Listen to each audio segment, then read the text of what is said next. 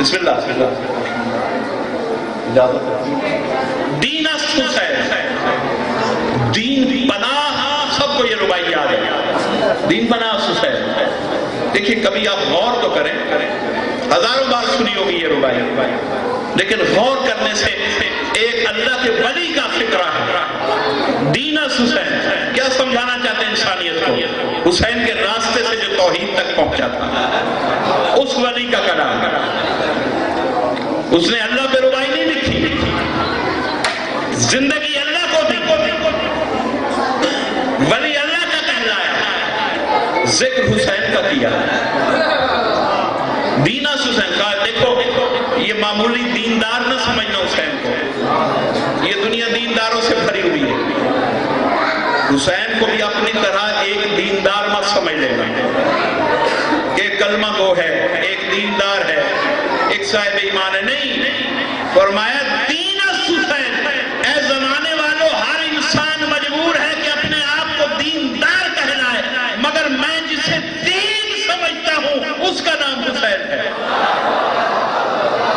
حسین دیندار نہیں ہے، حسین عین دین ہے، اور پھر ایسا عین دین کہ دین پناہ حسین ہے، کہ پھر دین کو اگر پناہ کی ضرورت پڑے تو بھی حسین ہے، پناہ دینے والا بھی دین کو۔ بھائی خواجہ معین الدین اجمیری نے یہ کہاں سے سیکھا؟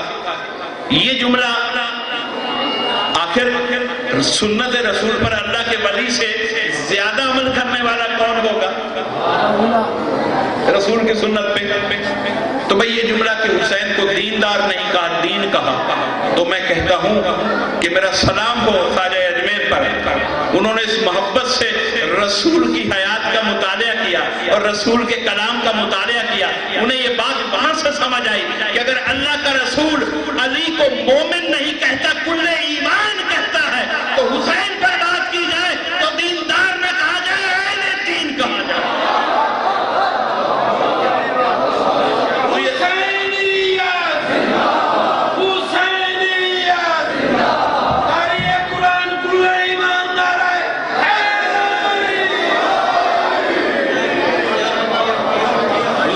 مختصر نعروں سے تھوڑا تھوڑا میرے ساتھ چلے، میں باقی پڑھنے والوں کا وقت نہ کھاؤں، لیکن میں موضوع کو آپ تک پہنچا کے مجلس ختم کرنا چاہتا ہوں کہ یہ شرع لکم من الدین ما وصى به نوحا، نوح کے لیے بھی وصیت، ابراہیم موسیٰ عیسیٰ بھی وصیت، لیکن جب رسول کو وہی شریعت دی تو اسے وصیت نہیں کہا۔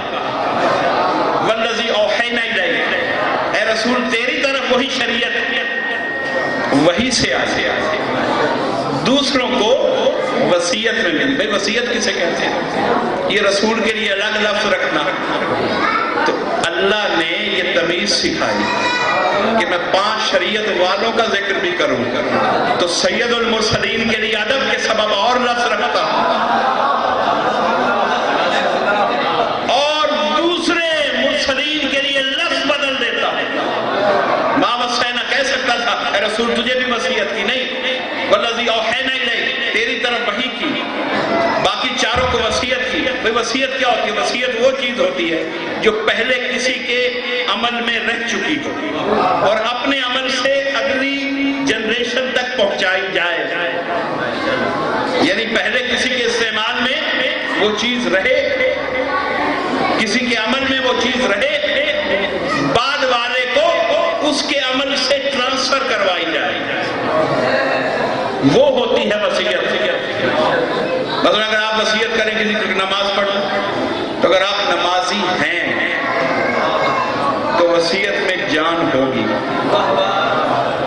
ورنہ وصیت بے جان وصیت بن جائے گی۔ تو پہلے آپ کو اس وصیت کا عامل ہونا چاہیے، پہلے آپ خود عمل کریں، پھر جب وصیت کریں گے تو آنے والے بھی اس پہ عمل کریں گے۔ وصیت وہ چیز ٹرانسفر کی جاتی جو پہلے رہ چکی ہو استعمال میں۔ اب رسول کے لیے، نوح کے لیے وصیت کہا، ابراہیم و موسیٰ و عیسیٰ کے لیے وصیت کہا، کیوں؟ لیکن رسول کے لیے وصیت نہیں کہا، اوحینا الیک کہا، تیری طرف وحی کی، اس لیے کہ رسول بظاہر آخر میں آئے۔ یہ اوحینا الیک کا مطلب یہ نہیں ہے کہ جب مکہ و مدینہ میں آ گئے تو شریعت وحی کی، رسول کو اس وقت سے وحی کر دیا، رسول کو یہ راستہ یہ شریعت اس وقت سے وحی ہو گئے تھے جب رسول بتا رہے ہیں کہ میں اس وقت بھی نبی تھا۔ تو جو جب سے نبی تھا اس وقت سے اللہ کے راستے کا علم رکھتا تھا، تو رسول زمانے میں ظاہر ہونے سے پہلے اللہ کی شریعت کا مالک ہے، وہی وہاں ہو گئی تھی۔ اب رسول کے استعمال میں شریعت آ چکی تھی، اب رسول سے ٹرانسفر ہو رہی تھی، تو کبھی نوح تک پہنچی، کبھی ابراہیم تک پہنچی، کبھی موسیٰ و عیسیٰ تک پہنچی۔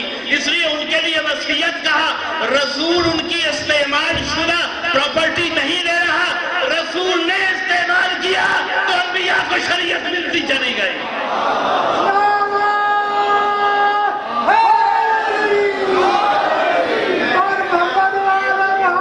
ہم تو صرف اسے وہی سمجھتے ہیں نا جو 23 سال کے دوران آیا، جو زمین پر آیا۔ حالانکہ اس رسول پر تو ایسی ایسی وحی بھی آئی، اسی قرآن میں موجود ہے کہ جہاں جبرائیل بھی نہیں جا سکا وہاں بھی وحی آئی، سورہ النجم۔ تو وہ تو وحی میں جبریل کا محتاج بھی نہیں ہے، جبریل کے تو پر جلتے ہیں، تو وہاں جو وحی آ رہی تھی وہ کون دے رہا تھا؟ اس کا مطلب ہے رسول حقیقت میں جبریل کا محتاج نہیں ہے، جب وہ چاہے صاحب وحی بنا دیتا ہے۔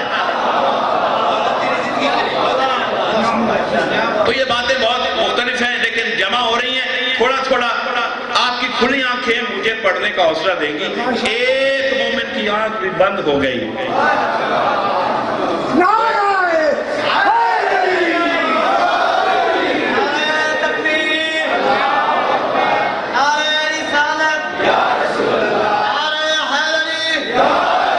درود آنکھیں کھول دیتا ہے، درود آنکھیں کھولتا ہے۔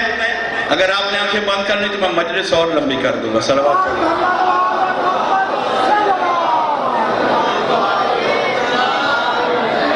اچھا، اب یہ وہی، اب یہ 5، اب جناب نوح پہلے صاحب شریعت۔ اب نوح کو نوح کیوں کہا؟ نوحہ پڑھتے تھے۔ جب قوم ظلم کرتی تھی تو یہ گلیوں میں ان مظالم کے لیے نوحہ پڑھتے تھے، اپنا نوحہ معصوم خود پڑھ رہا تھا۔ تو اللہ نے نام تھا جناب نوح کا عبد الغفار یا عبد الوہاب، مختلف نام ہیں، عبد الغفار بھی نام ہے تفاسیر میں، لیکن اللہ جو اپنے نبی کے نام سے واقف ہے،